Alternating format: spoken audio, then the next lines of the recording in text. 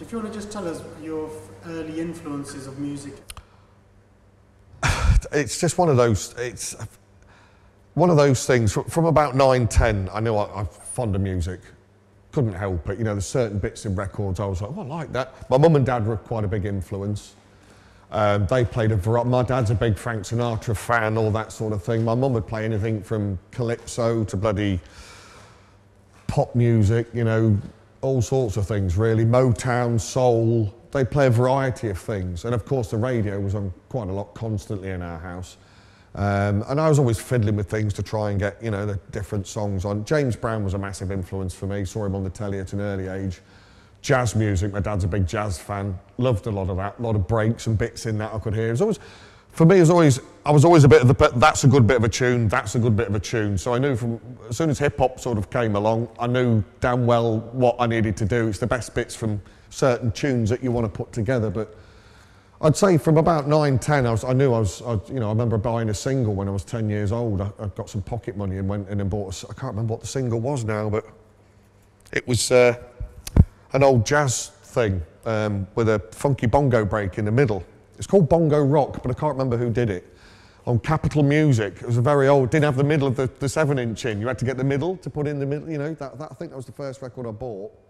And then as soon as I hit 13, I remember I just went mental, I think, then from then on I was just started collecting properly, really big time. Just anything I liked, anything from Blondie to Madness to reggae to whatever was about, the Kinks, the Beatles, just started going bonkers. Anything I liked, I'd buy it. When did you start DJing properly at home or start taking it a bit more seriously? For Christmas, I think I was 13 and my parents bought me an Amstrad stack stereo. And I remember my friend had got one and he hated it for Christmas. So I had that one off him and I had 2 Amstrad stack stereos. Bless Lord Sugar, Alan Sugar. There was no mixer. And I put flannels for slip mats and just tried to blend and mix and scratch about and chop about with records then. And then I think 14, 15, my friend and I, we made some sort of belt-driven, very large turntable console at Woodwork, which was rubbish. But I did my first mixtape on it with all sorts on it, early hip-hop, rare groove, funk and stuff. It wasn't called hip-hop then, it was called electro really, I suppose. But it was more funky stuff, James Brown, you know, soul, jazz, bits that I'd borrowed off. So I knew then I started to get into it about 14, 15, but I think from a serious point of view, I think I was 20 when I bought me proper Technics. For years my parents had said, don't do it. You won't make any money out of it. 'Cause my dad sings, he was going, oh, I used to sing, and he's very good. You never make any money out of it, only the lucky few. And I was like, right, I'll show you. In the back of me, and I thought, you watch. But it wasn't about that. It's just something I really loved doing and really wanted to do. I just knew I wanted to do it, you know. And as a kid, you're always told, don't touch it. You're not allowed to touch the record. You know, I was like, God's sake, just watch it going around, and every now and then, get off it. So I knew I had to get my own stuff and start fiddling about with it. So when I was 20, I went and got some Technics 1210s, ordered them from Japan, and I think they cost me £7 something a week for 3 years to purchase. And they're on the floor, I had nothing to put them on. I forgot to take the rubber mats off for a week and forgot about slip mats. I was like, why can't I pull anything back? You know, I'm just so excited at having them. And it just kind of went from there. So I'd say, again, really from 20, I mean, I'd started to play, I stayed in for a whole year, then went to Corfu, DJ'd there, just blagged it, went in, didn't have any records, just used theirs. And then when I came back, I was like, right, this is what I need to do. This is the only thing I wanted to do, I need to DJ. And then very quickly I was doing mixtapes for people. I worked for Well Gosh. Loads of people heard the ESP crew, Murray, and the other guy's name is eludes me now, which is Dreamscape as you now know it. Originally they were called ESP at Milwaukee's, and Helter Skelter, they did all that sort of thing. They asked me, they heard one of my mixtapes and asked me to play for them. What music were you playing? A mixture of sort of hip-hop and the early rave stuff was coming, so it was still a bit houseified. There was the odd break, I used to chuck break beats on 45 in on purpose because I was bored with this house thump all the time.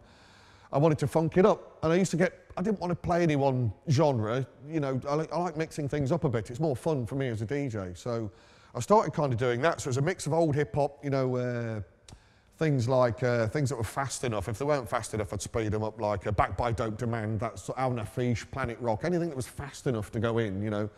with a house beat. So and then it was early rave days, you know, so like I say, the European stuff. So anything that grabbed my attention really, that would go in, that I thought was decent enough.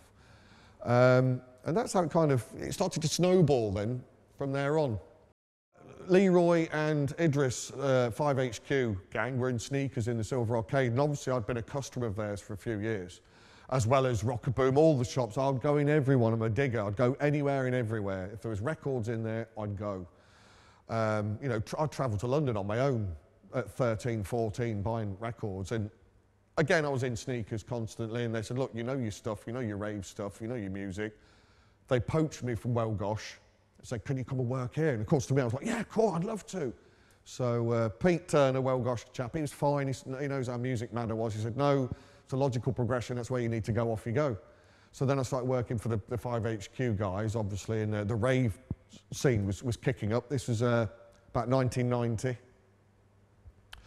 And it kind of, then again, it seemed to explode from there. Everybody was getting into this new rave stuff. The Brits had started putting break beats in it and taking it over and sort of taking the reins, if you were, and controlling the music a bit more rather than this European thump, thump, thump all the time, which was great. It was a fantastic, refreshing change, you know, and it started to get faster a little later on. But that's kind of how it started to go into the rave kind of days, because a lot of people only know me as a sort of rave drum and bass DJ, which I'm not. I do everything, as you know, turntablism, the works.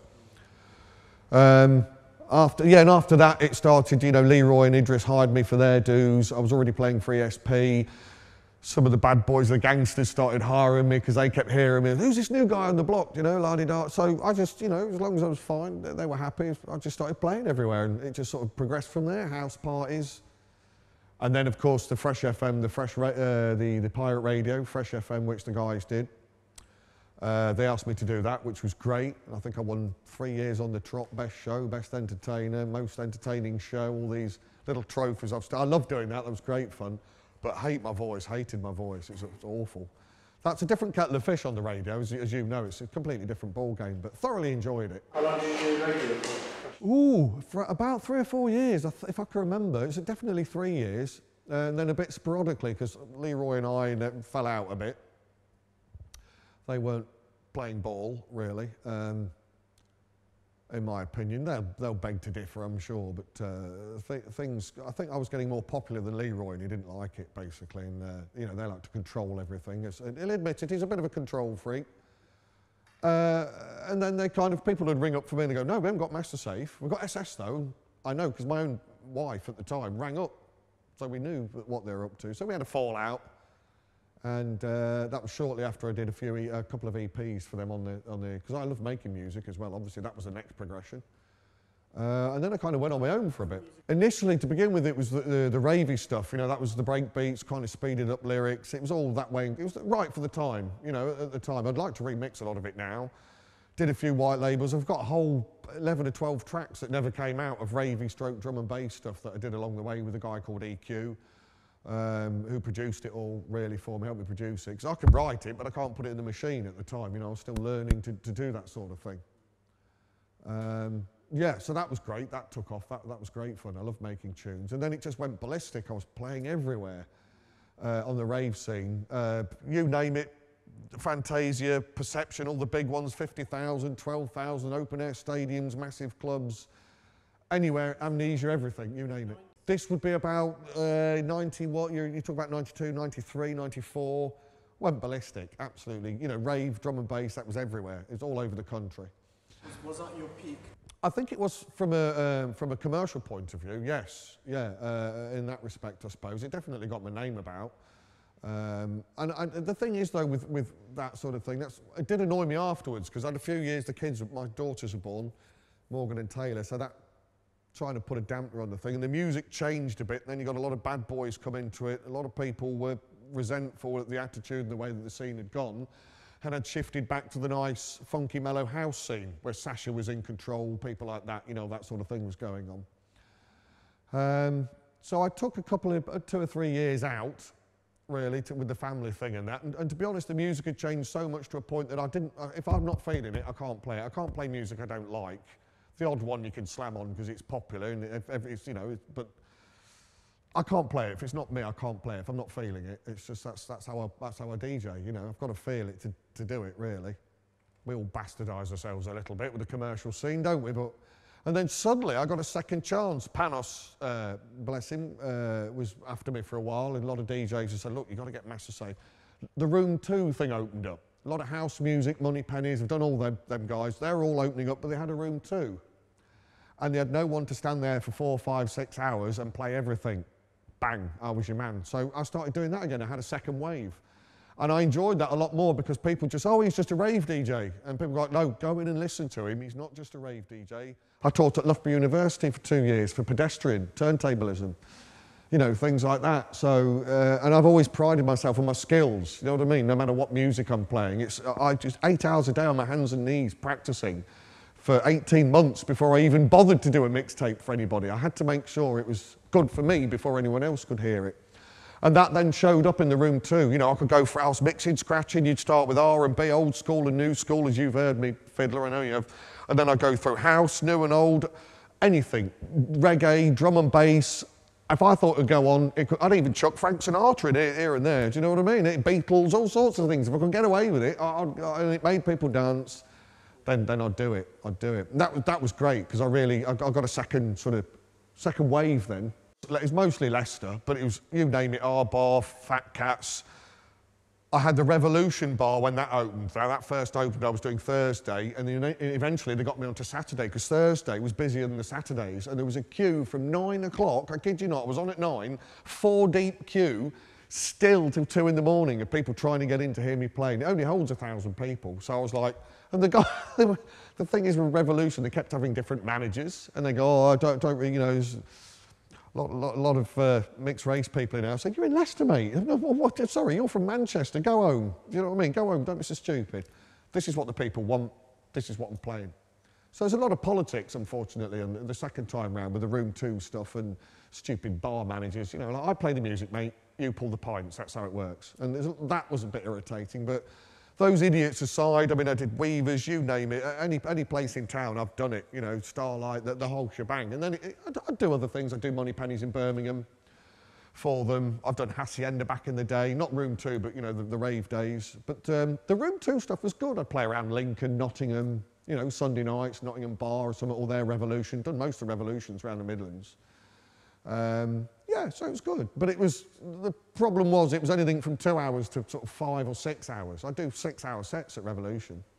I don't know anyone that can do that, do you know what I mean? Constantly as well, you know what I mean? There's no gap in the mixing at all. There'll be just constant scratching and mixing and 2 decks, 2 CDJs, going like an idiot, you know, trying to tell. But I loved it. So, you know, if people didn't love it, they won't come back the next week and enjoy it. So it's just a pleasure to do it for people. So that was what, around late 90s and stuff? That was a very late 90s. I think that was about 1999 that Revolution opened, if I remember correctly. My dates are a little bit sketchy via a year or so, because obviously I've done so much. It's not just about the skills, it's about being able to deal with all sorts of music, and I can do all the scratching and cutting and juggling and stuff.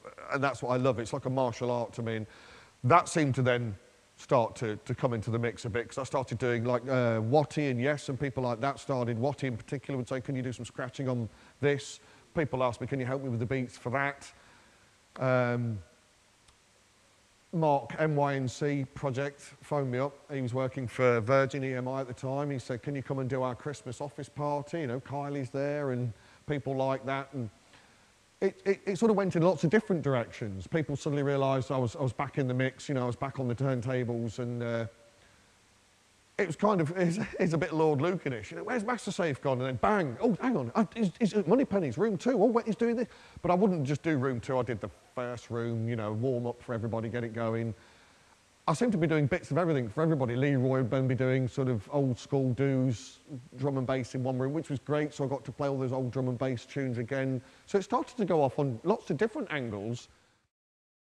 So that's how it kind of went. I started doing a bit more studio work with people and just sort of diversifying, really. And obviously doing workshops, did a bit of that for pedestrian as well, you know, teaching kids, you know what that's all about, that sort of thing.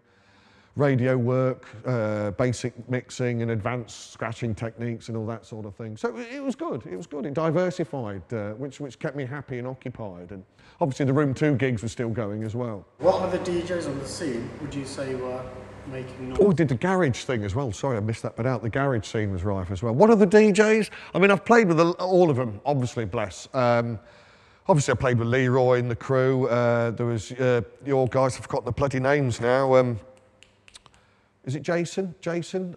Yeah, all that lot. I played with OJ, you know, those. It was nice to bounce about with other people and see what they were doing. Scratchy One, you know, all these guys. It's all those guys. It's great to bounce around. The old, I mean, an influence for me, of course, as well was the, what do they call themselves? Classic Groove Control. Derek and Paul and the gang, you know. And, Kim De Silva, the Smurf, he was in there originally. So it was nice to bounce about and work with different people and see what they were doing. You know, 1 minute I'd be with the R&B gang, and next minute I'd be, 2 hours later I'd be doing a house set with OJ at Money Pennies. You know, another hour later I'd be at Junction 21 doing a drum and bass revival mix or something, you know what I mean? Chucking reggae over the top of it, you know, Dawn Pen and stuff like that. So it was good again because it was varied and variety, and I got to look at what other DJs were doing and test my skills against them and see, you know, what levels they're up to and how they're doing things. It was good, but then what did irritate me, I noticed a lot of DJs, the vinyl started disappearing, and with technology, the CDJs started appearing, and there was a lot of people DJing then that had no disrespect to them. I know they were trying, but they earned my respect from the turntable side of things, you know what I mean? And no disrespect to them, I'm sure they're very good at what they do, but yeah, it's good seeing what people do. So there's too many DJs. I played with all the top boys, obviously, as well, you know, back in the day. So it's good. I mean, Top Buzz, they still try getting, what's his name, Jason, is it Jason K? I think it's Jason K. I saw him not long ago. He's like, Facebook me. Yeah. So it's good, you know, try and keep in contact with everybody, but it's a bit difficult when you've got kids. I think from a DJ perspective, it's now anybody can be a DJ. Like I used to practice 8 hours solidly to do what I do, and I get a bit peed off, I'll be honest. I get a bit angry sometimes when somebody steps up, they just push a button, do this and do that, and it does everything. You're like, they still don't know where to set things on and off, and their skills are not good enough in how they play a crowd. Because a lot of people turn up, young DJs. I did it myself when I first started. I want to play my sets, all brand new music. And you suddenly quickly learn that, hang on, nobody's dancing. And it's horrible, but guys don't, you have, very quickly I learned to watch a crowd. And I think it doesn't matter what format you're on, if you don't watch a crowd, then you're not going to get that, you know, you're not going to get the crowd going. And it's difficult. Now, myself, I've got to learn the CDJs and I do Serato or Serato, whatever you call it. And I just love the vinyl. It's more fun for me. But I know when I go to a club now, I'll take a box of records and 2 memory sticks and a pack of CDs, and you don't know what to expect. So technology is good in one respect, but it's like drums and guitars and pianos. When they all went electric, everyone went bonkers on them for a while, didn't they? And, oh yeah, this will do away with acoustic guitar. But it didn't, did it? And that's why I'm slightly a bit sore-headed that turntables have gone that sort of, well, they don't make them anymore. They're now, they don't make them, no, very rarely. Their Technics don't make them, so they're now an antique. So I'm hanging on to mine for that reason alone. What are you up to currently then? I've just got back from, I did the Miami Music Conference, which I've always wanted to go, and Mark Brown and his brother Matthew Brown, aka MYNC Project and MC Fever, bless them, rang me up out of the blue because I taught Mark to mix, obviously, and he said, look, I'd like to give you something back. Can I take you to Miami? I want you to do the closing party for me at my record label's bash over there. So I was thoroughly delighted and had a marvellous time, and it was an honour to go over there and DJ on the beach at the closing party. So I've just done that. I've got some bookings for next year from it, and I met their respective agents in Spain and Australia, and I've got a booking in Australia with the guys there. The Aussies were fantastic fun. They know how to party. Met a load of them there. The Peking Duck Boys, big shout to them, and Paul, their guy. They're good guys. They are hilarious. And of course, all of the MYNC projects. So I've just done that. I'm hoping that'll open up a few more doors. As far as Leicester goes, I do the odd thing if the money's right and the crowd's right and it's something I want to do and I'm going to enjoy it. I've just done a do for Genetic, those guys there at Canvas. I want to get back into making more tunes, you know, being creative as well as the DJing. I'm trying to get more on the international circuit, to be honest. I find the clubland in this country is not what it used to be. It's something we'll talk about another day, I think. So I've got a lot of gripes with it. But that's basically where I'm at the minute. I'm slowly getting back into it. I've just recently moved, so there's a few issues there with things with setting everything up, and I'm about to move again in a year, so do you know what I mean? But that's what I really want to do. I want to get back into production of tunes and doing that sort of thing. I'd really love to set my own label up and do that as well. That's something I've always wanted to do. I mean, initially I wanted to be a DJ, only for a hobby. It was never a make money out of it, become infamous or famous or whatever. That wasn't my aim. My aim was purely I'd do it because I enjoy it. And then it became to a point where everyone else is enjoying what you're doing, might as well get a few quid for it and do it publicly. Of course, I'd like to do that again, but I'm very picky now where I play and who I play for and what I do in this particular country. I think it's lost it a bit. If you had to pick just one genre that you love the most, what would it be? Hip-hop, without fail, hip-hop. I'm hip-hop. Whatever I do, however I mix, hip-hop for me is you take the best bits of everything, whether it be a break, a record, you take the best bits from each scene and you mash it, fuse it all together. That to me what hip-hop is, you know. I've just been to Amsterdam and they're breaking on concrete, on cobbled stones. I even did a bit of up-rock with them, but I don't get down because I'd hurt myself. But I'm hip-hop through and through. I'm not being rude, hip-hop today has lost it in the mid-90s for me from a musical content. That's the American side of things. The British hip-hop's more up-to-date for me personally, but I'm hip-hop. The way I dress myself, the way I go about my music, I'm hip-hop. That's what that influenced me more than anything else, I would say, definitely. I don't know, I love music. I've always wanted to do DJing. I really want my own label. I'm not finished yet. You know, I'd like to progress a bit. A lot of DJs take a bit of time out to do whatever, maybe family stuff or whatever, or in Groove Rider's case, detained at Egypt's Majesty's pleasure for a bit. But, you know, we all take time out for whatever reason. You know, stuff happens, doesn't it? So music changes, the genre changes. I mean, in this country, as you know, the licensing, the club licensing laws, the policing, that's become a lot more difficult, and I think that's suppressed it in this country.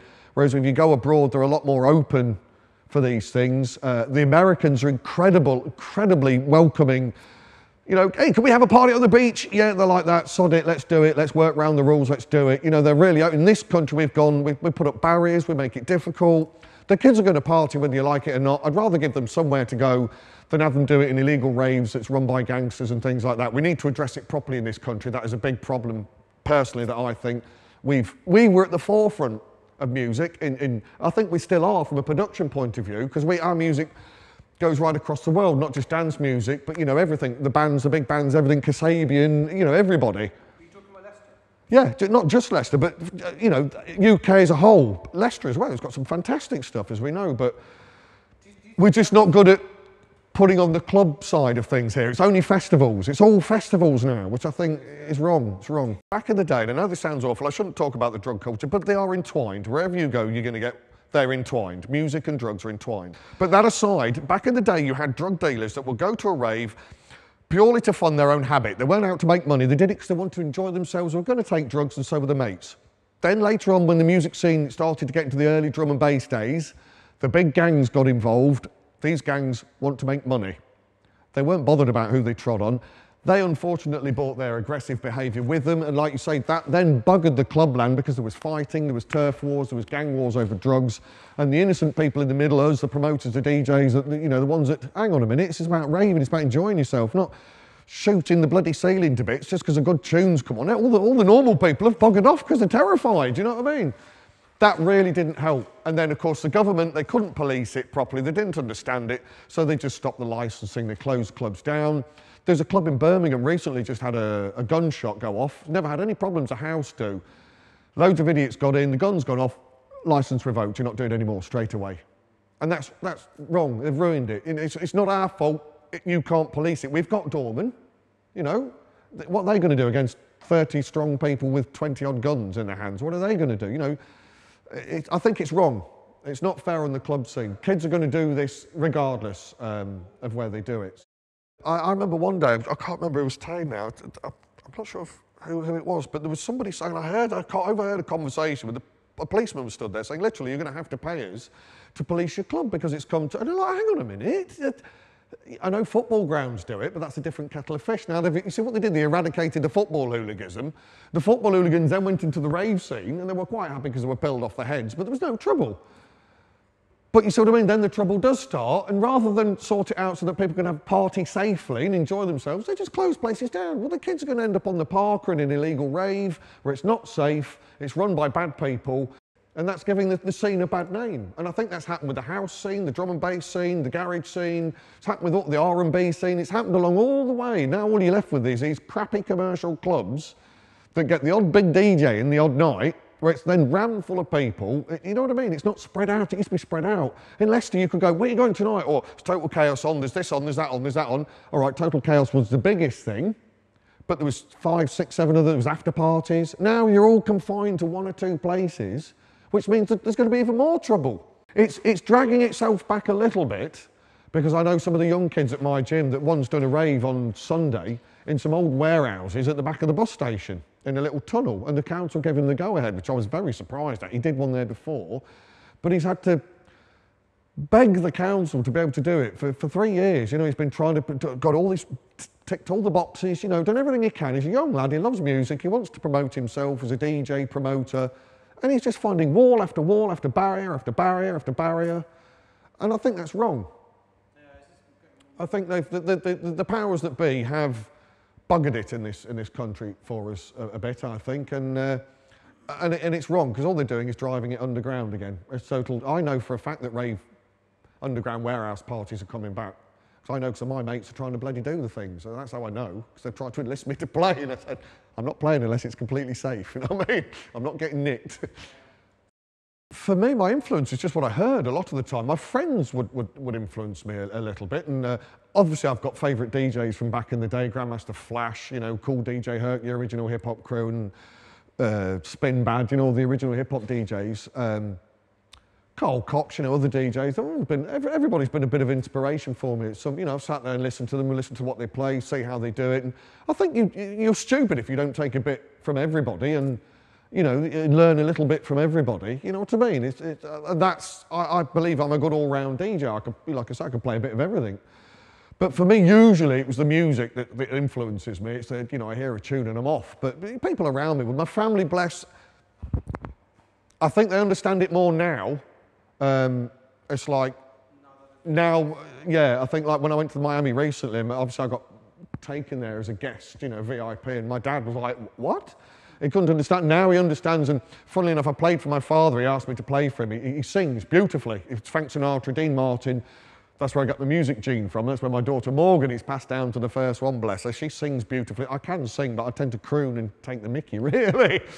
But my dad sings brilliantly, and he asked me to do Mayango, where the Queen was. He's had 13 gigs there at Christmas, bless him, and he asked me to do the New Year's Eve one with him. All he hears me is doing this all night. Ah, good times, good times. So he's like, turn that bloody rap music off, I don't get it. So he was terrified. I went on, got all my old disco tunes out, a couple of house, because they're all 50-something plus in Mayango. It's New Year's Eve. Got the whole place jumping up and down, couples swinging. Oh, my dad and my mum were dancing. They couldn't believe it. So then they realised that, you know, they're all go for it now, but they didn't realise, back in the day they weren't an influence, they just told me to stop. Formation records and Leroy and Idris, that was a big thing for you. That was, I was already playing for ESP. It was, yes, it was a platform, and I never did it for that. I was terrified, I was absolutely nervous of playing in front of people, as most people are. I remember going on, I had the shakes. Really badly, but you just get used to it. But yeah, it was, of course it was a platform. Without that, I mean, I played for ESP, which is a good start, and then about 6, 7, 8 months later, Leroy and Idris, because I was still playing a bit of hip-hop, I played a bit of hip-hop for them, but you go in the hip-hop room and it was all attitudes, coats, like, it's 90 degrees in here, mate, when you got your coat off, there's no need for that attitude, grow up. Hip-hop started to get that bad element in it, you know, the gangster rap crap, which I enjoyed myself at first, but then it got too silly. And I went to the rave room and I was like, everyone's enjoying themselves, they're all loving it. All right, the music's a bit iffy at first, but you know, you think I can do something with this. But yeah, definitely a platform, definitely did help. ESP, Leroy and Idris, yeah, it was definitely a platform. I wouldn't lie. And then Pedestrian, you know, Loughborough University, I'd say everything's a platform anyway. Going to Miami has given me a kick up the backside again to, you know, I stood there in front of 1,000 people on the beach and they're all, you think, what have I been doing? But like I say, life takes you on, you know, different paths and journeys, doesn't it? You know, with families and things. And and so on. And it's, but I always keep a hand in. That's it. You know, I still do it at home. If I'm not doing it publicly, people will tell you, "You coming out?" "No, I'm on the turntables. Bugger off." "You can come round, listen if you want." So that's a challenge. My friends come round quite a lot and go, "Right, we'll pick a box or we'll throw anything at you. You've got to mix it, scratch it, mix it, do everything you can to get it in." So we do that quite often. And they'll sit there and just go, "How does he do it? I don't know how he does it." Just use all my tricks. But it's good fun. I love doing it. I just love it. Well, like I said, I'd like to get back into making music. I'd really like to get on the international circuit a bit, just so people know that I've got skills, and I'm, you know, I know Leicester people know, bless them, and I love the Leicester people. I did a gig for Leroy, just get this in, at Christmas at, I forget where it was now, somewhere in town anyway, somewhere in town, and about 30 people turned up. I did a gig in Loughborough about a week later, a week before that, the entire Loughborough people came out. It was in, I forget the bloody bar now. It was a small custard bar. It used to be the custard bar. It was in there, so it didn't hold. But I tell you what, everybody that was an old raver came out. Everybody. And it was fantastic to see. That's the only thing with Leicester people. They're a bit fickle. I love them dearly, because they are brilliant and they've given me a lot of support. But occasionally they can be a bit bloody fickle. Do you know, they can't be asked to get off the backsides and go and support their local DJs, and they should do. So please do so, because you've got a lot of talent in this city, and it's going unnoticed. And it shouldn't be. There's a lot of people here that should get recognition, and they've worked bloody hard. You guys, yourselves, you know, the Too Funky crew, you know, and we all work hard for very little recognition. So I've been quite lucky, really, to a degree. But there's a lot of DJs out there that are very good and not getting the recognition that they deserve. But it's hard. It's not so much how good you are. It's a lot of the time it's your connections. You know, I know lots of DJs are crap. I won't mention too many names, Boy George, Nigel Byrne, could go on for hours. They're crap. They are crap. And I don't mean it. Stick to what you should be doing. You know, don't try and muscle in on our game, because you're rubbish at it. And unfortunately, it's because of who they know and they're good agents that they get gigs, and that's wrong in my plan. I don't mean to slag them off, but it's, you know, stick to what you're good at. And it's not mixing, trust me. Bless them.